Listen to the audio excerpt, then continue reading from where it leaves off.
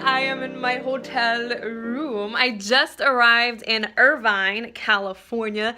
It's a pretty long drive from the airport. It's like 55 minutes without traffic, but I think it took us about an hour and a half because there was like 20 billion accidents because it's California. But I wanted to show you guys my hotel room. Yes, that's a bra strap. Let's get over it. So I wanted to show you my hotel room here in Irvine. So that's what we're gonna do. We're gonna do a tour and stuff. So this is the hotel room. You have a closet, pretty standard closet. There's a lot of space though, actually. There's a lot of space in here. It's a pretty good closet. We then have like the coffee area with water for $6 because that's how much water costs. I then have a chair that has my stuff on it, which, by the way, I have cupcake shoes. And on these cupcake shoes, it's got like zombie... Can you guys see that? It's not focusing.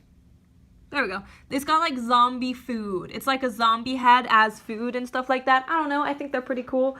And this is the main part of the room. We have a pretty big bed. The bed looks super awesome. I haven't gotten it yet, but it looks pretty clean. Hopefully it's really comfy. Got a lampshade. I got a couch, so I could just chill on the couch.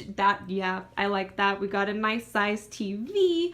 And then we have a chair with a desk with 2 cookies. They gave me 2 cookies. I'm a lucky person. And this is my view out of my window, which I first opened it and was like, pretty nice view. And then I was like, wait, that's just like a freaking tractor. But no, the view is pretty nice. We have mountains over there, and then we have all the palm trees, which I don't have in Seattle, so it's kind of nice to see them.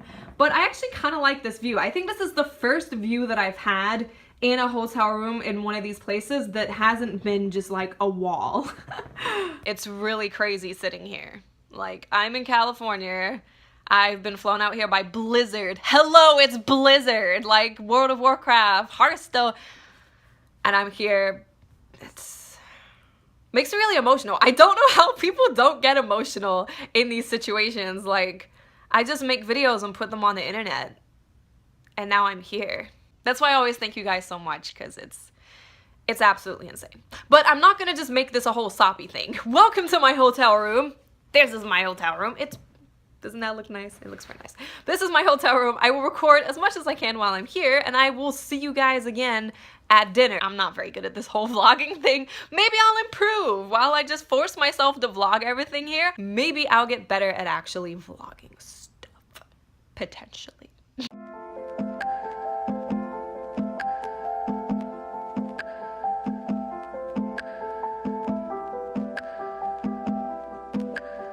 Catch you ready, yo, up.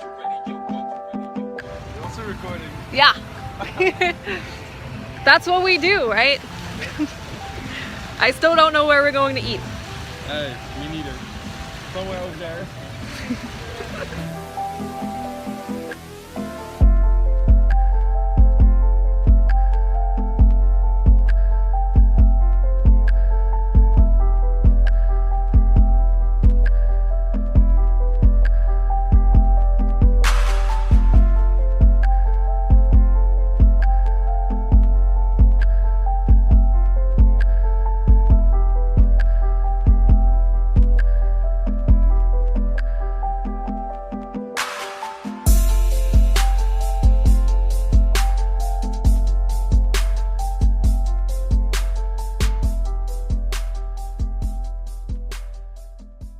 Welcome to day 2 of the Overwatch Summit. I'm about to go get some breakfast and see who else is here. There's gonna be like 50 people here from all over the world. So let's go see what's gonna happen today. I'm gonna record as much as possible, and hopefully the breakfast is super awesome to get me ready to kick some ass in Overwatch or get owned in Overwatch.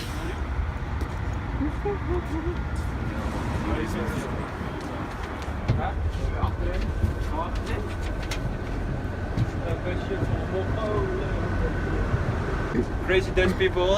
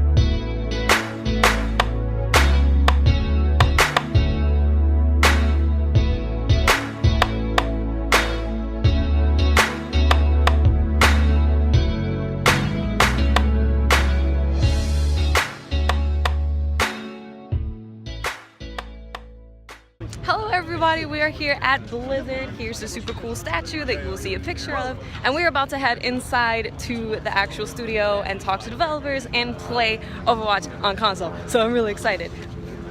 As you see, this is the entrance right here. We're gonna see some really cool stuff today, and I can't believe that I'm entering Blizzard Studios. Like, it's amazing.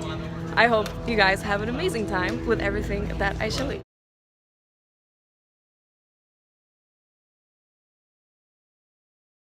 Created by Peter Jackson. You guys might know Peter Jackson's company, Weta Workshop. They actually designed this for us, and they actually designed it in New Zealand. We created and cast it in China, and then boated it over in pieces for us to assemble. It actually took us more than a year and a half to assemble this thing, because we didn't get good directions, truthfully. But in particular, this compass rose on the outside edge took us forever. These little plates that you see that house all of our core values, we messed those things up so many times that you'll see them actually strewn throughout campus, as reminders to measure twice, cut once. Other things on this statue, though, it also has our mission statement there in the middle, which is dedicated to creating the most epic entertainment experiences ever. Doesn't just talk about games. We really are trying to expand into other markets, comic books and manga and movies. Obviously, there's a Warcraft movie coming out in June we're super stoked about. So anyway, this is like a public access area here at Blizzard, so you guys can cruise back here at any time, but I want to take you guys to areas that you can't necessarily access. Awesome, so you guys are in building 3 right now. We're really unique in naming our buildings 1, 2, and 3 here on campus. Awesome, right? But this building in particular houses our cafeteria down on the bottom floor, and this area is sort of just like a nice foyer that we have that generally actually is dedicated to cosplay. So we have a huge cosplay community, not only within Blizzard, but obviously our players and fans are huge cosplayers. So we're actually setting up a new piece here. We actually had a Wrath armor set from World of Warcraft in this previously, and now they're obviously setting up with one of the newest winners from our BlizzCon. In 2015, this is a Vala piece that's going to go up there, which is this character within our Diablo universe. So. Other things in here, Blizzard has a head hunting, sort of a fun take on employee recruitment. Employees are incentivized in various ways, swag being one of the primary ways to incentivize people to bring on new members to the Blizzard team. So follow me and take you guys through the cafeteria. Talk about tours. So this is Blizzard's Cafe. We actually work here with Guggenheimer to actually create this for employees. Blizzard subsidizes meals for employees, which is super sweet. So we can get a burger and fries a little bit cheaper than we can, getting it from a corner restaurant or something like that. They also do kind of fun incentives for us to keep us relatively healthy. We have fruit there and yogurt, things like that. But I particularly appreciate Cookie O'Clock, which is every day at 3 o'clock they make fresh baked cookies for us. So you can see that's why I have the figure that I have today.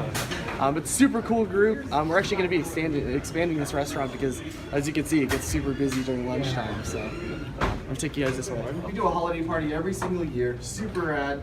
The entire company is invited, and this one in particular was done for our 20th anniversary. So you can see every employee was asked to come up and sign it as contributors to Blizzard. So you can. I'll show you in a second, but so you can see Sam Wines today. He's actually our lead, our art director on World of Warcraft. He obviously did an orc there. A lot of people are super artistic. Me, less so. I'm trying to find exactly what. Nick with a heart. That's as far as I get, man. But no, super cool. The other thing I'd like to point out on this is this company was founded by Mike Morheim. You guys heard his name mentioned in that briefing that you guys got this morning. This company was started by him with an initial $15 investment from his parents. And his parents always cruise to our holiday party as well. So you can see Victor and Beverly Morheim are down there. So if you're a parent out there, or if you're a kid, ask your parents 15 G's of AP Blizzard. Who knows? This area right here is all designated sort of a pet area. And it's one of the kind of unique perks I think that Blizzard brings to all employees. And that's the ability to bring our animals here onto campus. We spend so much time working on games. That this Blizzard really does become sort of a home away from home. That's why we have a restaurant here. That's why we have all of the sort of amenities that we do. It's really because we spend so much time. But this courtyard is actually used not just for animals doing their business, but we actually also do fun things out here. Like every Thursday we do a food truck rush, which is basically we just invite food trucks from all around the area to come service food, which is really sweet. We do in-and-out trucks also pretty regularly out here. Some other things, events that we'll do, every time we launch a game, we actually do a champagne toast, which sounds like we're raising like champagne flutes and like cheersing each other, but really it's 1,500 bottles of champagne being doused on every employee. So that's a fun kind of event that we'll do out here from time to time. We also do box signings and things like that for our various games. We regularly have we have actually a number of groups. I should mention that too. You guys see obviously the Aikido group out here, but we also have a hockey team here, a softball team, bowling teams. We have a cryptography group. We have an anime group. We have a yes, we do. And actually, I'll show you some examples of some of the stuff they do. Crazy, right? So yeah, super fun. Doing kind of events and kind of maintaining the culture that we do is important to us for sure. Also, kids, we'll regularly see family members bring their kids and whatnot and have lunch and dinner with them here. So anyway, I want to take you guys into building 2. So follow me. Yes.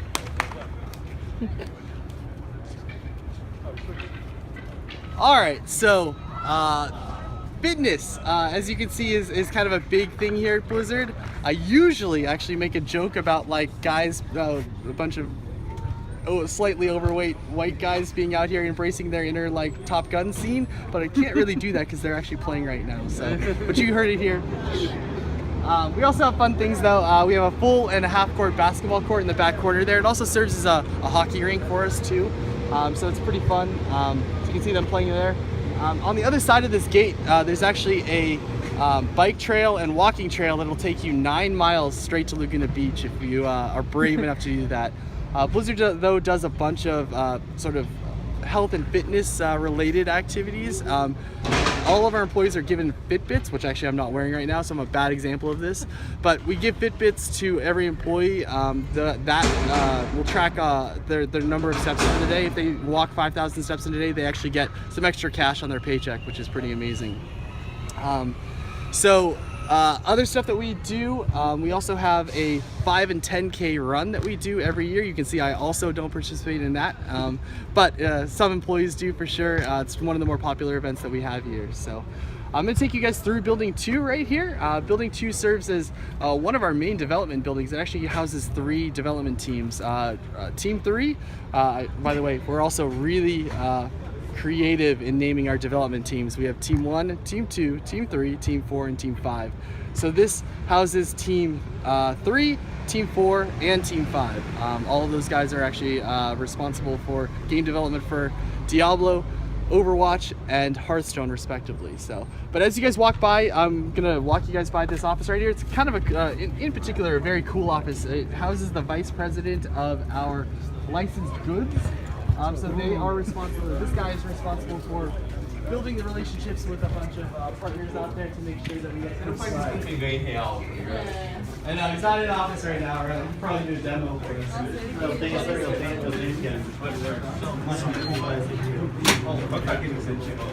this is Blizzard's library. It's got this perfect like dungeon door, and it's I don't know if they did this by design. I'm convinced they did it by design, but it's got the perfect like dungeon door squeakiness. So if you're quiet, you can hear it. You ready? Ready? Everybody's like recording this. It's like not even that cool, but right? Isn't that like perfect? All right, there you go. Come on in. Hi. We're gonna invade your space. Awesome. Okay, I think just about everybody's in. So this is Blizzard's version of a library. Again, not your traditional library, really, in any sense. I told you we have a bunch of crazy jobs here at Blizzard, and Joanna's one of those crazy jobs. She's our full-time librarian here, and her responsibility is to make this place as epic as it possibly can. It's super awesome for all of Blizzard employees to utilize. So primarily what we house in here are, makes perfect sense for a library at Blizzard, video games, right? We have basically any video game that you would ever want, Joanna will actually order for us if we don't have it here in stock. But that goes all the way back to Windows 95, 98 type of stuff, and really old games as well. So we also have basically every D&D book, I believe. So for all those geeky D&D fans out there, this actually even is a gaming table. It has a false bottom on it.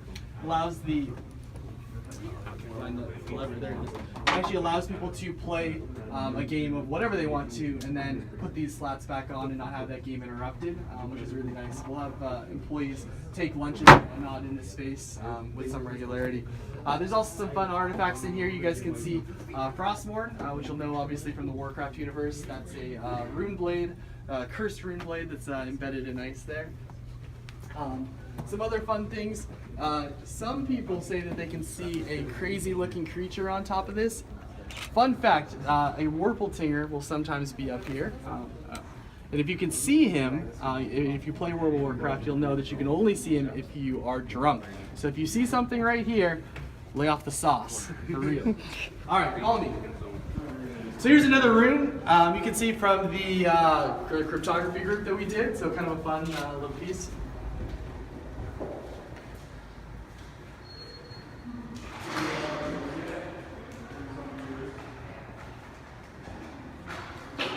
Come on in, guys, come on in.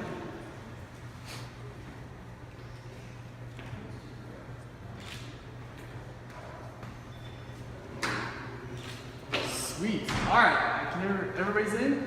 Yeah? All right, so we'll start here with this guy. This is probably my favorite statue at all of Blizzard.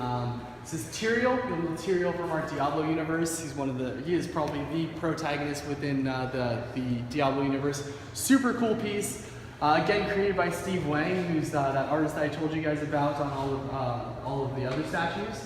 Some of the crazy facts though about this piece, it was actually his fastest creation. He did this in roughly 4 weeks, from concept to what you guys see before you in 4 weeks. It's only suspended by the two tendrils and a single line down his back. 22,000 LED lights illuminate those tendrils. Anybody know the name of the sword that he wields? Come on, you got this, bro. You got this. No? El Druin is the name of the sword that he wields. Other fun facts about him. The tabard that you see on his chest there, that's actually real 24 karat gold inlaid silk, which is pretty crazy to think.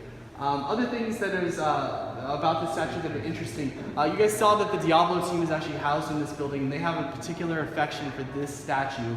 Anytime he goes, or anytime he leaves, I should have mentioned that too. All of these statues actually have to be maneuverable. They have to be able to be moved to various locations for our conventions, for our gaming events. So whenever this guy leaves, it takes about a dozen burly guys to take this guy down. He actually comes down off of the tendrils, and it's a pain. But anyway, the reason I bring it up is because the Diablo team, anytime he leaves, get really bummed because they don't get to see this epic statue. And what they'll do is they'll still leave these velvet cones around him, but they'll put a tiny, like 3-inch version of this statue right there in the middle. So they still pay homage to Tyrael even when he's not here. So. And this statue right here is our most recent addition to our statue universe. So obviously it's the reason all of you guys are here. It's a statue of Tracer. She's a super rad piece for sure. She actually has a cohort, and that is Winston. Winston actually is housed in our Versailles Brands offices. We keep Tracer here though, and she's a little easier to handle. Some crazy facts about this statue. I told you guys we have a museum curator, and her responsibility is to take care of the museum, obviously, work on all of our digital and physical art. This happens to be one of the pieces that she curates with some regularity, and you can see why.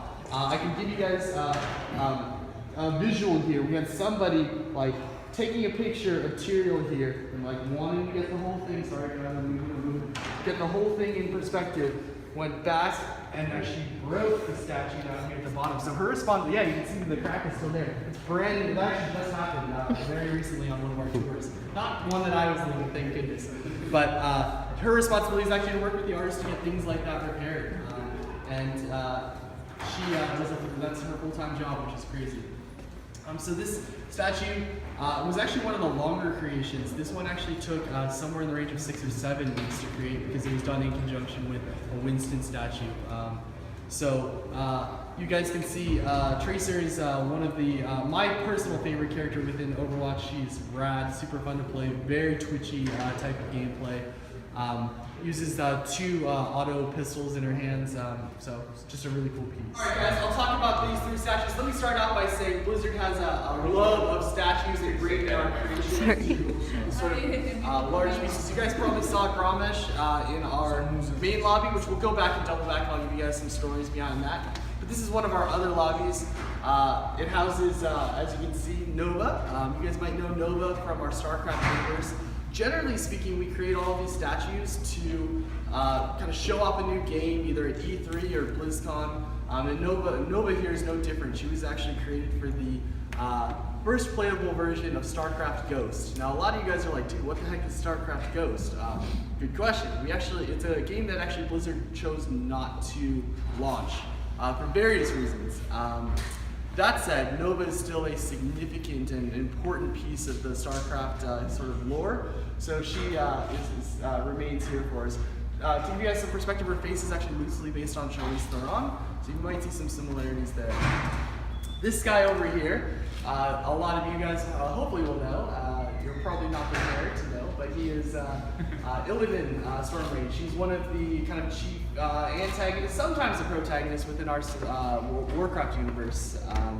So I'm sure you guys know he's kind of peering into his hand, or might notice that he's peering into his hand. We will put a relic actually into his hand. Does anybody know the name of that relic? Somebody has to. School of Gul'dan. School of Gul'dan. Nailed it. Awesome. That's where he draws actually a lot of his power. You can see his wings are actually sort of a demonic wings. He's half night elf, half demon. Oh hey, what's up? Half night elf, half demon. So you can see actually his wings are actually made out of a biofilm. It actually was a living material at one point. They layered numerous times. The artist layered numerous times to give it sort of a translucent effect. It's washed out a bit by the house lights in here. But the runes on his chest also will glow under black light, which is kind of sweet. So. This lady over here is Kerrigan, the Queen of Blades. She derives her name, kind of interestingly enough, from a famous Olympic ice skater named Nancy Kerrigan. So kind of a fun fact. And obviously her nickname, Queen of Blades, comes from the fact that she was an ice skater.